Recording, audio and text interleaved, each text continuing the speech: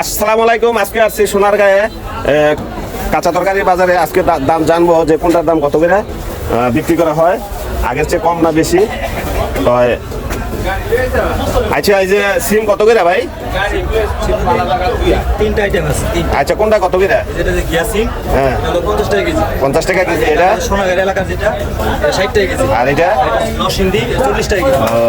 আর এই যে মূলা মূলা এগুলো 25 টাকা কেজি। 25 টাকা। আচ্ছা, ওই টমেটো 100 টাকা কেজি। 100 টাকা কেজি। আর এই যে ফুলকপি 30 টাকা। 30 টাকা পিস। পাতাকপি 40 টাকা। 40 টাকা। আচ্ছা, এই যে বেগুন বেগুন এটা বেগুন 40 টাকা। 40 টাকা কেজি। আর শসা 40 টাকা। 40 টাকা। লেবু লেবু 30 টাকা হালি। 30 টাকা হালি। আর এই যে এটা কি কুমড়া, জালি কুমড়া কত করে? জালি কুমড়া 50 টাকা পিস। 50 টাকা পিস। আর পিস 50 টাকা। আর এই যে পেঁপে পেঁপে 30 টাকা কেজি। 30 টাকা কেজি। আচ্ছা, এই যে কাঁচামরিচ কত করে? আচ্ছা, মরিচ 40 টাকা। 40 টাকা আধা কেজি কেজি। 40 টাকা। আধা কেজি 40 টাকা।